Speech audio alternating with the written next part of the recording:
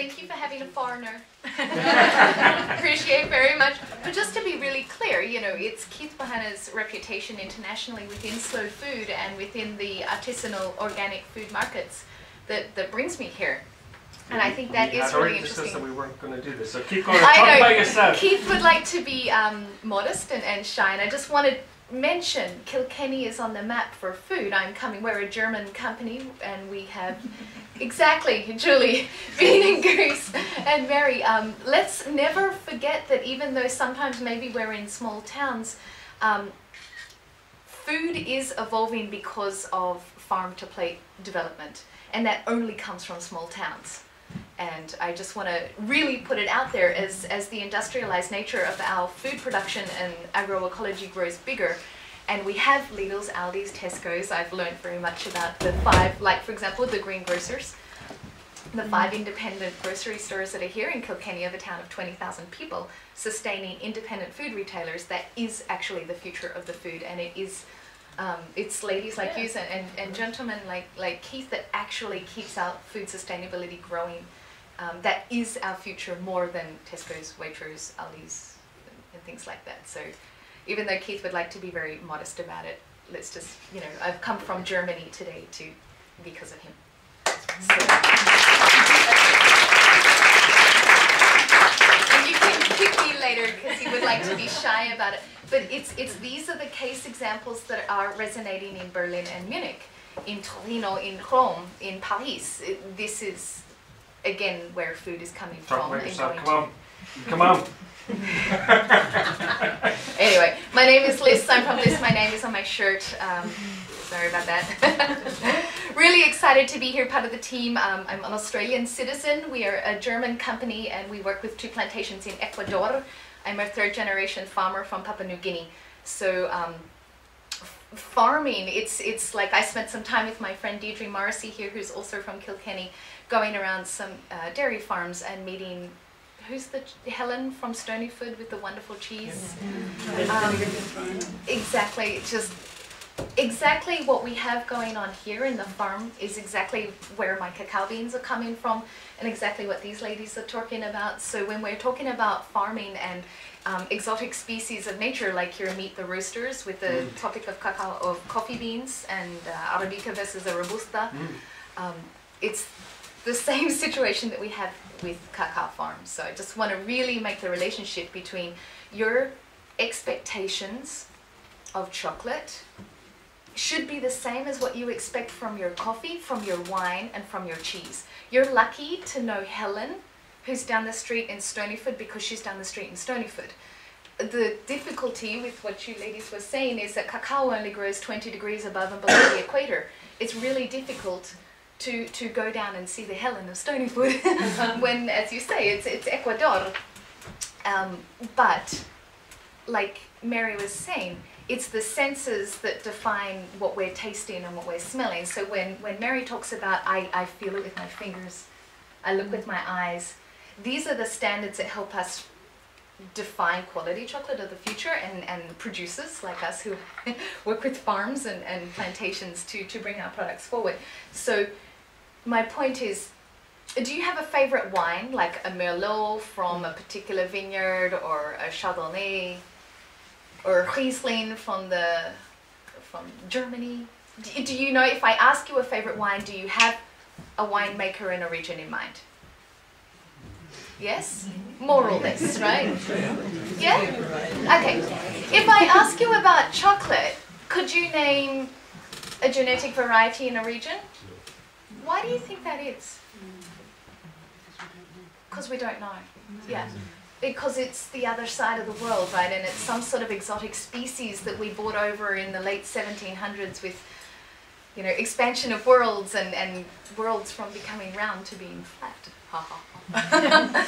But my point is what these ladies do in their work, which is using their senses and their understanding to bring flavors forward, is exactly what we need in chocolate. So when you look at chocolate, think with your mind about what your demands and expectations are from Helen, from Stonyfoot, and from your favorite winemaker. Where is it coming from, and what should the nuance be? So if I say, where are some places that chocolate come from? So we agreed we maybe don't know genetic varieties. and plantations. But where does chocolate come from? West Africa. West Africa, Ecuador. Where else? Venezuela, South Trinidad, South America, exactly. So, do you have maybe French or French or Italian friends who are like seriously proud and strong about my wine is particularly from my region, and Liguria is Liguria because it produces this particular type? It's exactly the same with cacao. So all of those places that we just mentioned, Trinidad, Madagascar, Venezuela, Ecuador, West Africa, Ghana, Ivory Coast, these all have completely different tasting varieties of chocolate. Just as varied as your wine is as varied as your cacao, which can be. And so all the exciting pairings and developments of flavor that you can expect from wine, you can actually expect from cacao. And this is the exciting part, and this is what I want to share with you today, because I have two versions here in wine glasses. Keith is going to pass these around. There's two varieties, and what I just want you to do is look at them, because as Mary said, we taste with our eyes. And you're going to look at them, you're going to see differences, and I want you to swirl and sniff. They've oxidized for about an hour, so they're a little bit less pungent. But you're going to have a smell. Just have a look. I'm not going to tell you the answer, but I just want you to look at what a cacao bean looks like. Just remember, 8 of these used to be able to buy you a chicken, and about 20 or so of them used to be able to buy a woman. Yeah. Back in the day, this is the currency of generations and civilizations before we know them. These are exactly the same genetic species of cacao. They're from exactly the same country. They're from about a 400-kilometer difference from each other, but they look very different. One of them's mine, and one of them is from a large chocolate maker that I know you've all eaten many times before. I'm not going to tell anything. I want you to make your own experience. By the time we have a chat, we're going to have a talk. What did you say again? I missed what the last thing you said. I'm not going to tell you the answer. That was my answer. The question was, just look with your eyes. They come from 400 kilometers distance between each other, which is kind of small in world geography. They're exactly the same genetic species, but they look and smell differently. We're going to talk about quality in a second. You know why Highbank Orchard here is so fantastic? Because Julie and Rod are caring so much about their apples out on the field, and they're producing these beautiful apples that are going into syrups and spirits. Is that a secret or not? And ciders. He's got the lights on, shining on his You will, Corbett. Imagine. Purity is the essence of what cacao is, and that's where I come from. So I'm a 3rd generation in agroecology. My family, actually I'm a McDonald from County Cork 4 generations ago, and then we ended up in Papua New Guinea in 1910. And my family built out rubber and cattle plantations. So when you say, I hope the cacao farmers don't go back to rubber, we went from rubber to cacao. Yay! Yoo-hoo! That's the fun stuff. Agriculture is the same passion and love that Julie and Rod here have for the apples as we have for our cacao. And Papua New Guinea was a colony of Australia, and we're obviously white. And so we had these plantations for 2 generations, and my father built out further multi-diverse plantations. And it was in the time, I had a wonderful chat with Rod before we started tonight, and he was talking about being a certified organic farmer here in Kilkenny, and sometimes the pressure that he can get from chemical-based farming and the industrialized world that we're in. And it was reminding me of stories that my father would tell a lot in the 1940s and 50s when chemicals and fertilizers first started coming into agroecology, and he went to Malaysia and Indonesia and had a look around, and his first sight was children were sick and families were ill. And he's like, hang on, I'm supposed to take this magic potion from my rubber and cattle and, you know, join the industrialized world and make my plantations bigger. But the families of all the case scenarios in the 1950s were already sick. And I think this is just a wonderful situation for any farmer, if we're talking about apple orchards or cacao farming, to look at and really make that conscious decision about what am I doing and how am I going to grow the food. Because my father in the 1950s already saw that there was like, it was seriously fucked up. And I am sorry to use those words, but it is that bad when we start using chemicals and monocropping and making our plants ill. This is a classic example. Let's pass around this for a second. This is a nut that grows in the understory of our cacao. Edible? Yeah. It grows in the understory of the cacao trees. So ecosystems are multi-diverse plantations. We need magnesium and midgets, we need monkeys, we need bananas and honey to be able to make our forest grow and make the most beautiful tasting cacao beans in the world. This is, it's like an Amazon nut. In German we call it an Urwaldnüsse. It grows in the understory of the cacao and it makes the soil more rich, so our chocolate tastes better. This is an example of when my father was visiting Malaysia and Indonesia thinking, do I need to bring chemicals onto my plantations in New Guinea or not? He made the decision for being multi-diverse, and that's exactly what Rod was talking about tonight when I was visiting the orchard, and he's like, you know what, we're not going to bring chemicals on here, we're going to let nature take control of making our systems equal. And it might sound common, we might all go, well yes, that's obvious. I can promise you, the food that was on your table tonight, majority probably was not grown under those conditions. If we're buying from normal commercial places. What is the impact of that? I have 30% less cacao this year because of a direct result of climate change. Climate change is, on our plantations, earthquakes, longer wet season. Longer wet season means more still water at the base of the trees. Still water brings mosquitoes. Mosquitoes bring dengue fever sick people. We're supposed to produce 50% more food by 2030 to sustain 9 billion people. I have 30% less cacao. Do you think we're eating less chocolate? I sold out of our entire vintage by September this year. These ladies are talking about how difficult it is to talk to farmers because, I mean, where you grow it, you're sold. And if you're ethical in quality, I mean, it goes even faster. Just some awareness about what we're eating and how, and when you were talking about taking a moment to smell and enjoy the food, and when you were talking about buying the beautiful orange peel from, what were you saying they had produced how many kilos? That was the hazelnuts, 29 kilos this year they produced. Our farm, and you were saying they're a multi-diverse plantation, Yes, right? 29 kilos of a product. When you're going to the store and you're coming out with your bags, how heavy are your bags? There's some kilos in that, isn't there? And we're eating them when we're getting fatter, more diabetic and heart disease-ridden society, that aside. But we're consuming a lot. Our environment is producing less and we're growing in population.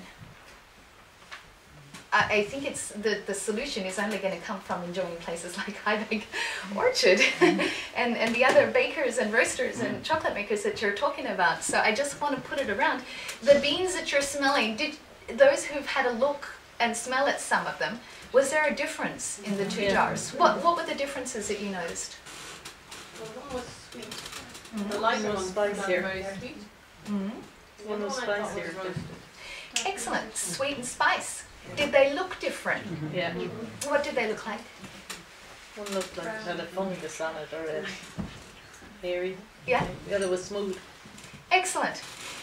If when you go to organic markets or farmers markets, we're informed that the perfect looking species is sometimes the genetic freak, right? It's the one that we think that must have, you know, that's too perfect or too good to be true. And we've learnt that spots on our apples are good and small oranges are good, and there's a grey zone in there.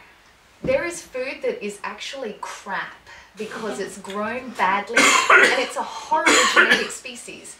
And then there's food that's just genuinely good and pure.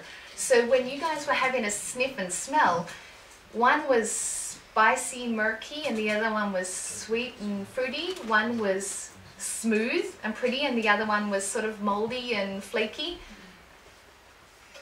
There's the answer. My one is obviously the smooth and pretty one. Yeah, it is. It's actually legally okay in the European Directive of Food to have animal feces and mold on cacao because it's a third world product, because it's being produced under slave labor conditions in locations that we can't see. I don't know about you, but I don't think that's very fine. There is actually a legislative change next year in all food labelling for all of the EU about where is our food coming from and what are the rates on it and how are we going to label it. It might seem a bit of a pain in the butt for all of our restaurants in the EU next year to start labelling ingredients and where they're coming from, but I think it's the only safest thing that we can expect if we want to go out for a good dinner or enjoy a beautiful greengrocer, to truly understand where our food is coming from and how it's being made. I can definitely tell you in cacao farming, we need consumers who are demanding basically better quality. My biggest mentor has been the wine industry, because I mean, chocolate's not terribly inspiring at all. Like, there's only 5 producers of chocolate in the world. 5? 80% of cacao comes from 2 countries, from 2 genetic species. That's like, you know, when you go, I mean, we're here in Highbank and they have a variety of apples that they put in their beautiful ciders. That would be like just assuming there's like 2 varieties of apples in the world, which there's not, or 2 varieties of wine. Imagine we only live on a Chardonnay and a Merlot. But somehow, because the chocolate industry is so far away, it's like coffee. There's such a concentration of genetic species and such a dumbing down of flavors and tastes that we're not knowing or demanding any better. So my big, loving request for you is, please, we are only 450 families on 2 terroirs in Ecuador. One is on the beach, one is in the mountains. They taste different, just like every terroir in wine will. My big request is to start asking, where is this coming from? And from is not just Ecuador or Guatemala or Ghana. It is like, just like you would expect to hear from Rod and Julie or from Helen with the cheese. It's Helen from Stonyford, and this is what makes her stuff special. And when you start asking those questions, it's very hard for us to answer, but you will bring the entire industry forward just by demanding better. So I know it's hard. Like, you were asking questions before about quality and price. Of course they're related. It's an economic system. We're buying from 5 organized, well, you. The world chocolate industry is buying from 5 organizations from 2 countries right now.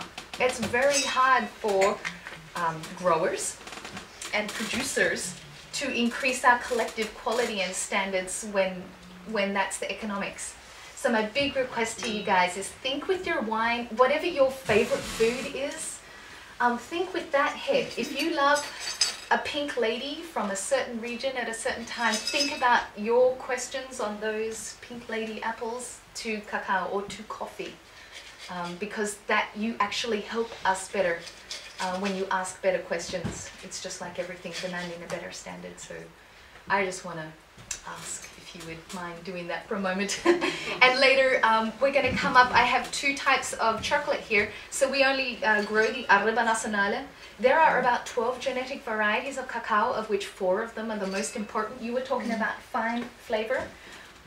The 5 producers with the 2 countries I talked about before do 2 genetic varieties, which are disgusting, bitter, quick, small, flat, and sour, because they're quick to grow.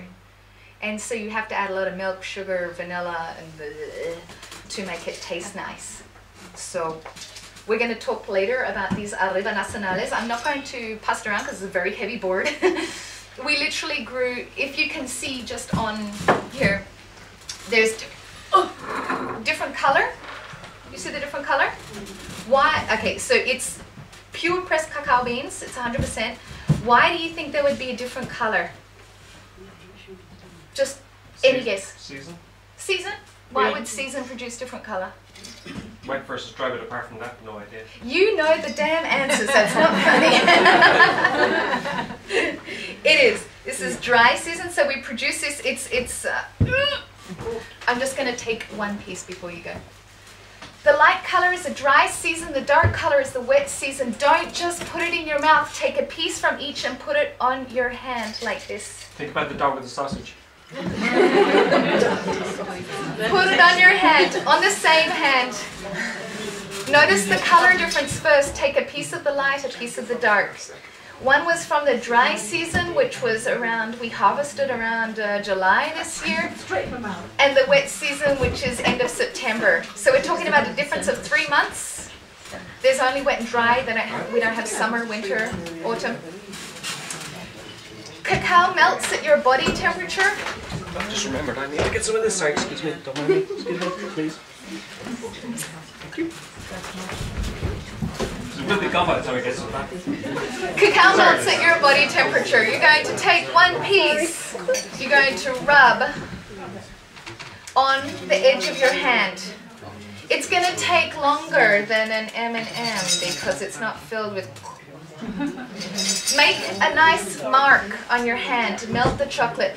You can only smell and taste when something's your body temperature.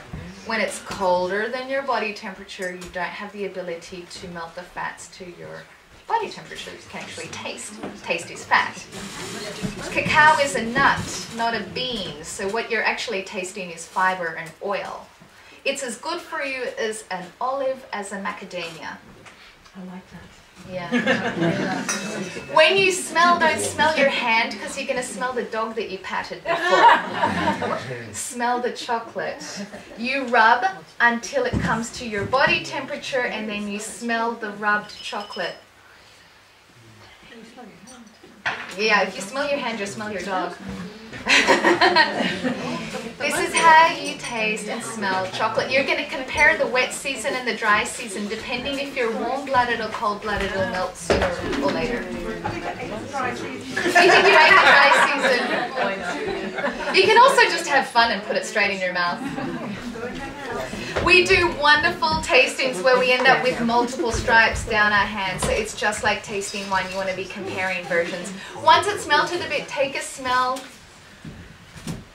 You're going to smell floral and fruit. You're not going to smell caramel and tobacco. Why will you smell floral and fruit from my cacao and not caramel and tobacco? I don't know. Good question. Good answer. Reflecting the ecosystem that they're growing in? Excellent. And additives.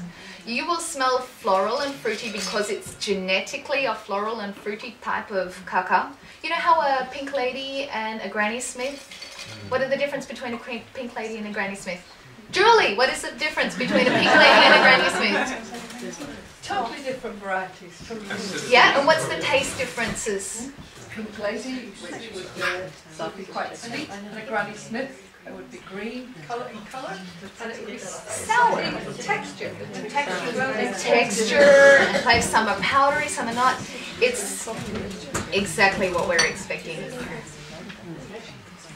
Floral and fruity because the genetic nature of the cacao of the Agave Nacional is floral and fruity. That's why we don't need milk, sugar added to it. And the other reason is that we've not heated it over 50 degrees centigrade, hence it is raw. So what we're doing is we're pressing. Notice it doesn't melt on your tongue super quickly like a normal chocolate is. We haven't, you know, you were asking about tempering before. Cacao is genetically a nut, not a bean, which means its molecular structure is like a star. It's got sharp bits on it. When you put it on your tongue, notice how it's not round. You know, the mouthfeel isn't super smooth. It's a bit, yeah, because we left the molecular structure in spikes. Tempering is this process where you heat the cacao up so you melt the fat molecules, and then it's like cement. If you've ever seen somebody pour cement, you heat and cool, heat and cool. What that does is it turns this star-shaped molecule into a round molecule. The round molecule makes it soft and smooth on your tongue. That's what mouthfeel is. The more sugar and milk and things you add to it, the more naturally round it's going to be because they're round molecules. But that's why when you put this on your tongue, it's not like it's just turned into a velvety, sexy, sensual Barry White moment. It's still a little Bjork. It's still a little edgy, right? There's a reason for all of that. But this is, if we just took this, what we do is we take it, so remember it's genetically a nut. When I do this, did you hear it in crunch? This is what's inside. The skin is just like the skin of an almond. And the inside is what's being passed around now. It's called a cacao nib, which is what Karen puts on her beautiful bars. When you look inside a freshly squeezed one like I've just done now, you'll notice it's more purple than brown. It's just showing the freshness and the purity of what's going on. It's oxidized in the glass that you see there. Oxygen is like the killer of food. So there's just a difference in that. And if you eat them, it's like, it's a nut. I will pass this around now. You can eat these, don't eat those. They're from very large European manufacturers. Not Cadbury. But you'll recognize, and what the big goal is, and this is what we were playing with Keith before, is when you smell the beans, it should smell like this pressed unit that I had at the end. Your food should smell like where it comes from. The least close to the source of food that something smells, the more processed and screwed up it is. So you want stuff to taste, just like Julie's cider tastes like if you walked out in that orchard in the middle of blooming, it tastes like her cider. That's what you want. What's happened to these? I mean, have you cooked them or are they just dried? So cacao is a fruit. It's actually the flower of Theobroma cacao, which is the genetic species, the tree. It looks like a football. It's about, it's about a football. It's a pod. Ours is yellow. A forestro and trinitario are oranges and reds. It's about that big, and inside is about 50 of those beans. About 50 beans, if you pressed them, would produce about a 40-gram bar of chocolate.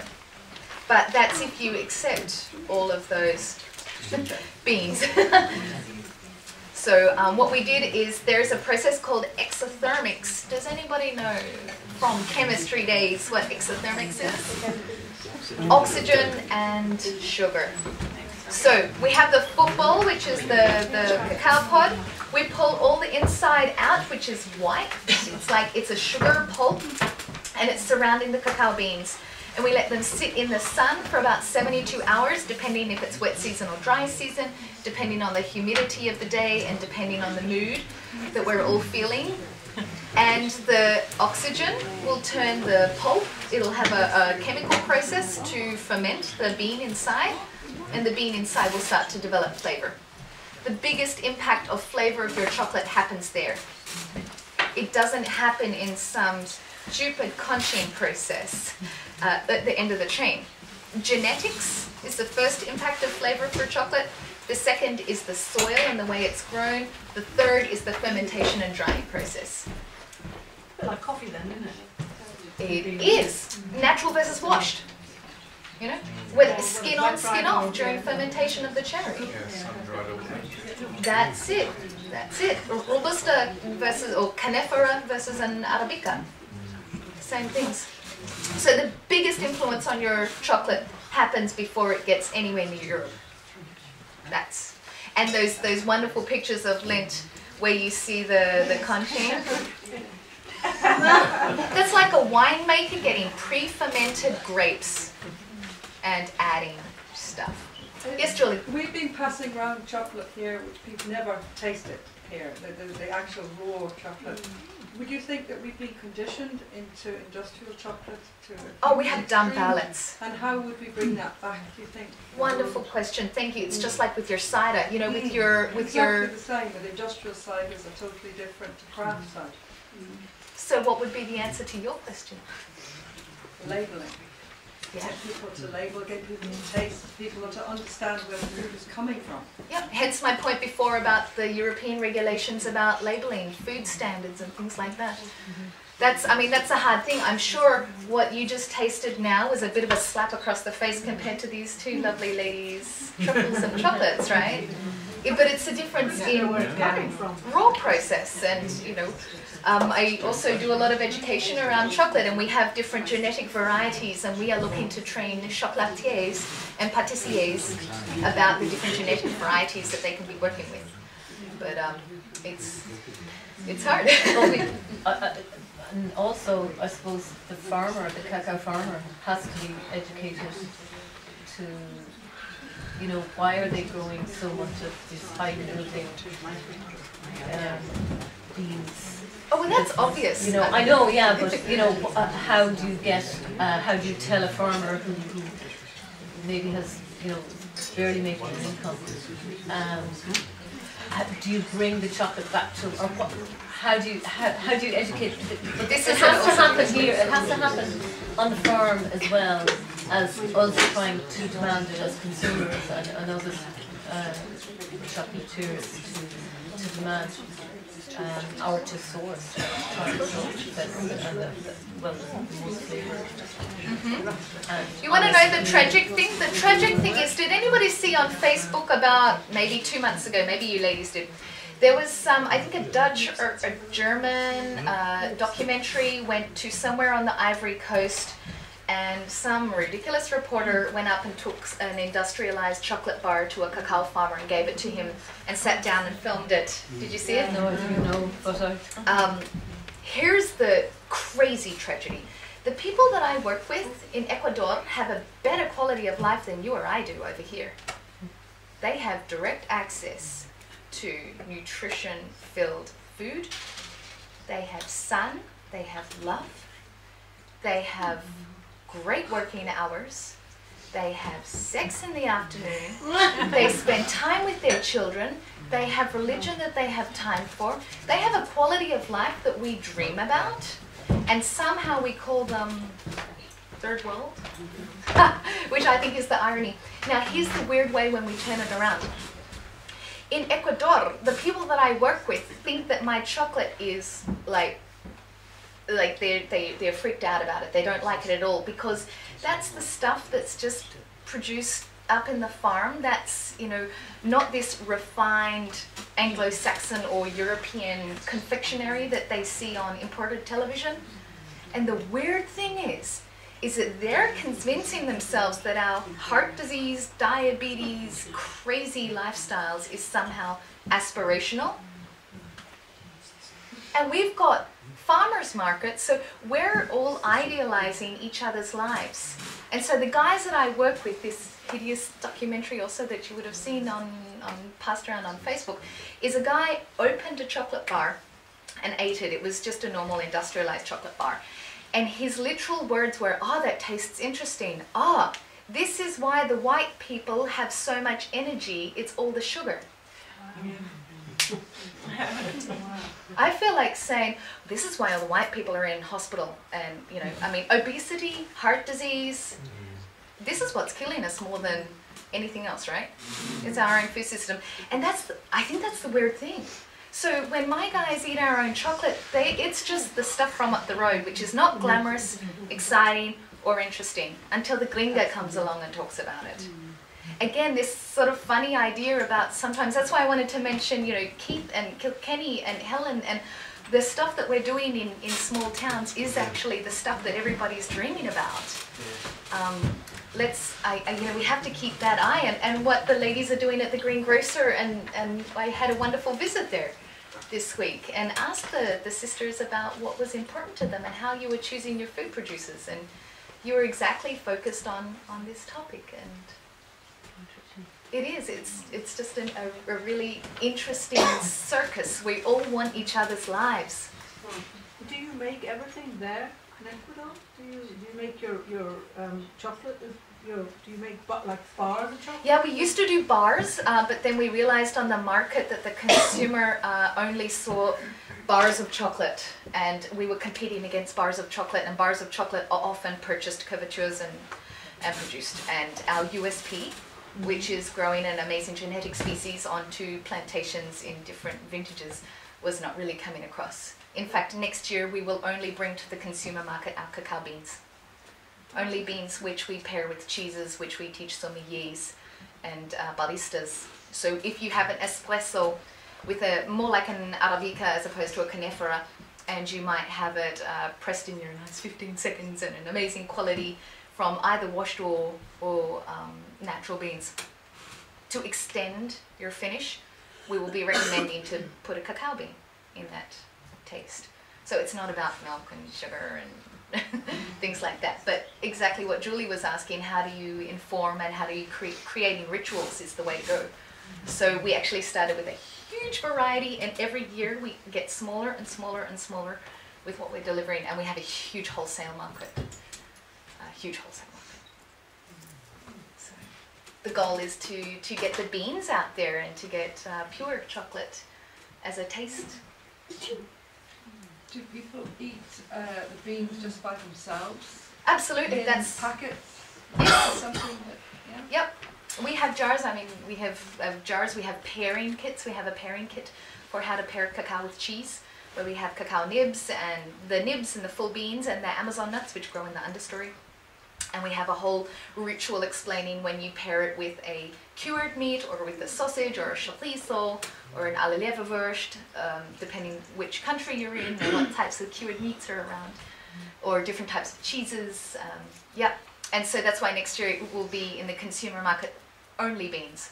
So learning rituals on how to eat them with the wine. Because, you know, when you eat, when you have a great wine, and then you eat a chocolate that has got milk and sugar in it, you don't taste the wine anymore. Because your mouth is covered in a lactose and a sugar, which is delicious, but it kills your wine.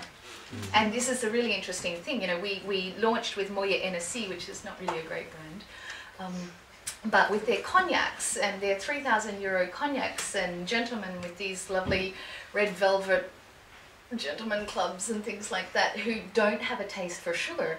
And when they were pairing their €3,000 wines, it's with our cacao beans. Because the base is pure, it's not coveting their palate, but it's extending the finish. So it's again learning about how we taste and eat. And when we pair certain things, we counteract flavors and we counteract our ability to taste. And so we can buy an amazing bottle of wine and kill it with our pairing, which is why it's fun to talk with Julie about what she's preparing and bringing forward with Highbank Orchard and pairing from that perspective, so the ciders sing the high note, and you know, a pairing item can be the bass note. It's like a choir. Can I ask something? Lynn? Yes. One of the wonders of Twitter, I took a photograph of the crowd and put it out, and Susanna Crampton, who's a local farmer, very active on Twitter, pulled a photograph of Lynn out and said to say hello. Lynn is one of the very early, and I didn't know this, one of the very early founders involved in the very early movement of organics in Ireland. Is this true? Yes, yes. Tell us about it for 2 minutes. Well, originally, a lot of wacky. In fact, Susanna's grandparents had an orchard in Bennett's Bridge, and they would have been the forerunners of the organic movement in Ireland, I'd say, because they started off the farmers' market, or as a little country market in Kilkenny, and they used to sell their apples there. And years and years ago, we started off selling their apples, but we were an organic horticultural little farm. What's the year? Pardon? What's the year? 70s? 70s. Wow. The 70s, 75, 76 we started. But in those days, you were talking about certification. In those days, there was no certification within Ireland at all. If you wanted to be able to sell your product, and actually then organics weren't really recognised. You know, you could say you were organic without any certification at all. But a lot of the people who really, really believed in organics felt that it was very important that only genuine organic products should be sold as organic. The Soil Association in England used to come across and inspect us so that we could be certified. And eventually we set up our own, they trained us, and we set up our own, that's where it begins. We set up our own certification system. And we had the inspectorate and then set up the certification panel. And it started with very small amounts of people growing, mostly growers at that time. And then, of course, the farmers came in. And then the department actually wanted to find out, because the EU were making demands on governments to actually have their own certification as well. So they had to sort of come and learn from us at the time. But now there are really 3 organisations. I think Julie's up right, still 3. Yeah. The Biodynamic, Yoo-hoo! Which is a big difference to just organic. Yeah. Biodynamic, IOFGA and the Organic Trust. Ooh, that's the best. I mean, sorry. Okay, these are the Irish ones, right? These are the Irish ones, yes. And that's how it started, really. I mean, I phased out, you know, from commercial. I'm not a commercial grower anymore. But that was how it began, and there were 5 inspectors in the beginning, and it just grew and grew and grew, and now, I don't know how big it is now, Julie, how big is it? The Organic Trust alone would have 23, 30 inspectors. Yeah, Just by we itself. started with 5. growing more. For the whole lot, you know, for IOFGA, it was IOFGA at the time, and then we separated and became Organic Trust. They have their own system. Thank you. That's, I mean, that's a wonderful explanation of the complexity, how it starts from, you know, farmers who just know that it works. Very small beginnings, and yeah.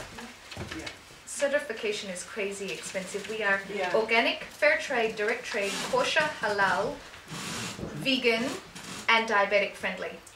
That is over 100,000 euros in certifications every year. Just for a piece of paper. Which is Every year. Every year. which is 100,000 euros, which doesn't go back to the growers, No. which is interesting. That just goes to people with rubber stamps. That's what's going to kill it, isn't it? Yes. It is. We've 5 minutes left. Any final questions for our chocolatiers and chocolate maker? Could we just give a brief idea of the process from the raw nib to the actual finished chocolate? Because you're not adding anything to your chocolate, it's a raw chocolate. Is that how you Well, refer raw to it? is technically a principle of heat. Yeah. So just a clarification on that. So raw is defined by under 50 degrees centigrade from fermentation, drying, conching, and production.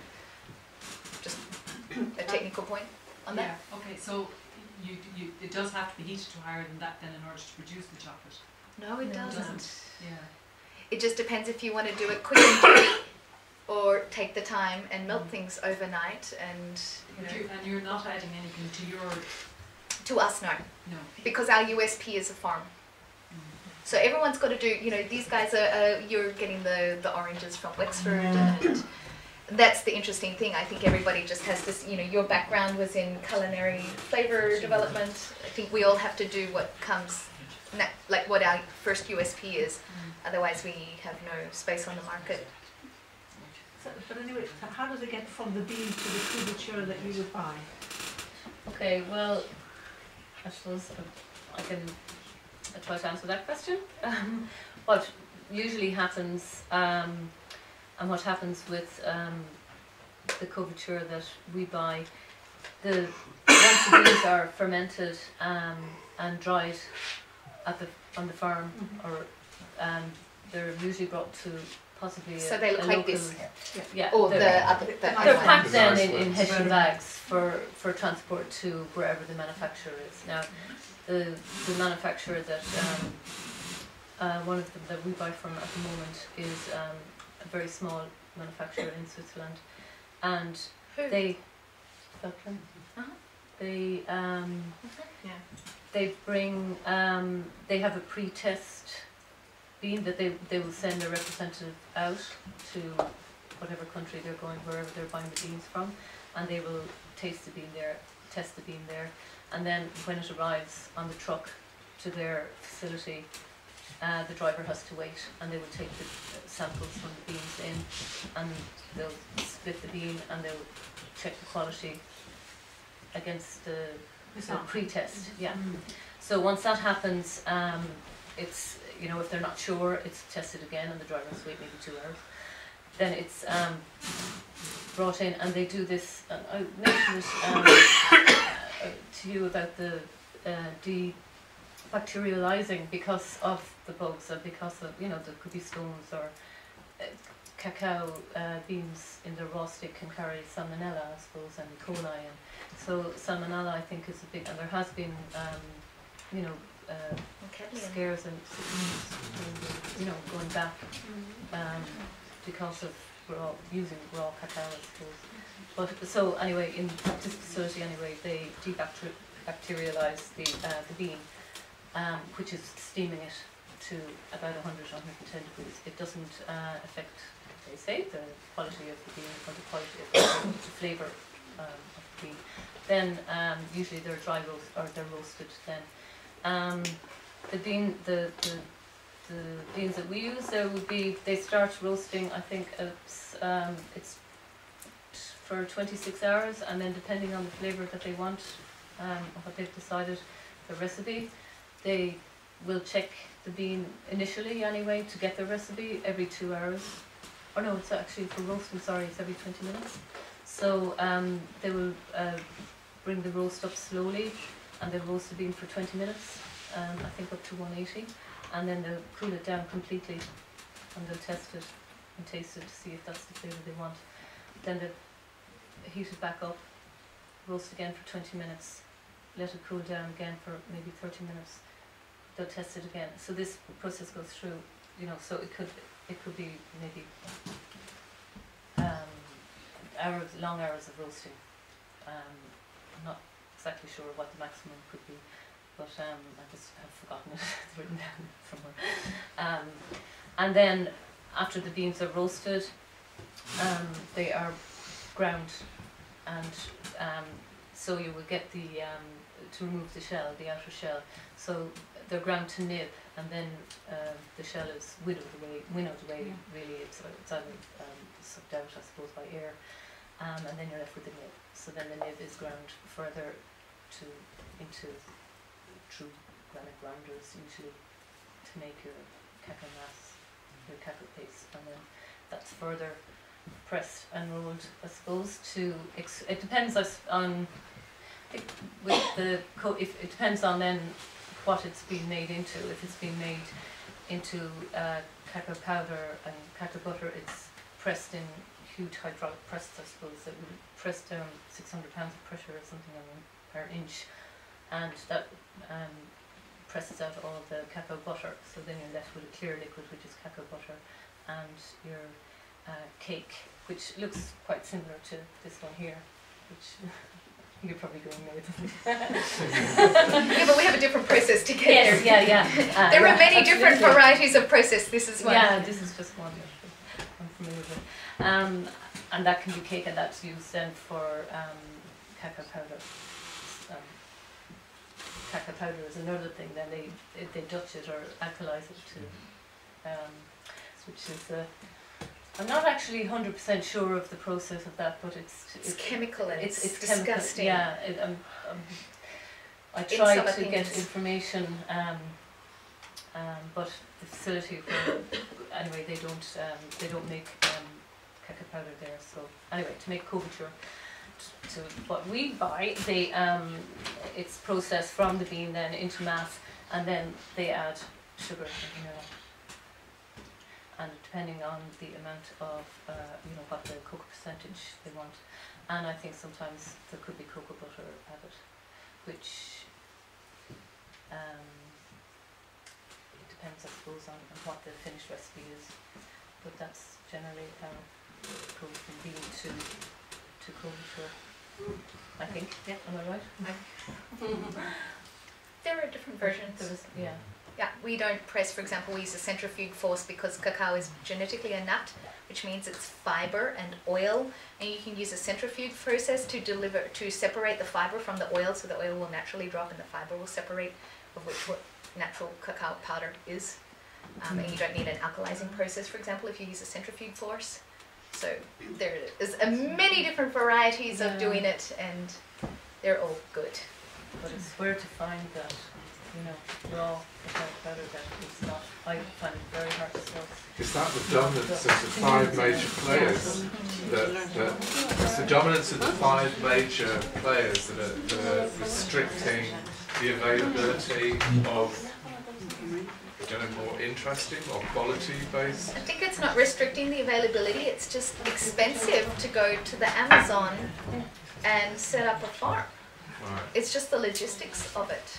Okay. And then equipment, I mean, this week we had, like, there was extra rainfall, and so suddenly you have to get extra earth moving machinery to get still water taken away. It's as complex as what Julie and Rod here have on a daily basis as everything else. And when you just have, so just a key point, since 2001 there's an open mandate against the cacao industry for obvious slave labor.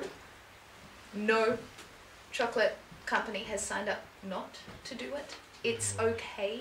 It's legally allowed. Everybody knows it's happening. And that's fine. So what's the commercial viability? On the market, my cacao this year sold for 93 euros a kilo. You buy something at the service station down the road here where you get your gas for 50 cents. The economics aren't necessarily in it, and that's why we sell out in September, when technically the down season for chocolate is summer. Nobody buys chocolate during summer. So the irony is, technically, like these ladies, you're very lucky to see these ladies here tonight, because this is the start of our big season. It's winter, it's autumn, you start having hot chocolates, you're buying chocolate presents for Christmas, advent calendars and things like this. You're very lucky to see these ladies at this time of year, because this is the peak time for them to be working. And I think that's just, when you have the big companies supplying cheap stuff under obvious forced slave labor with no quality control, like anything like wine that we have, it's pretty easy. That's not exactly anything on a cheerful note. Sorry. I'm going to stop it now because we're at 25 to 9, so we've had our 2 hours. Will you please say thank you to Mary, to Karen, and to Liz?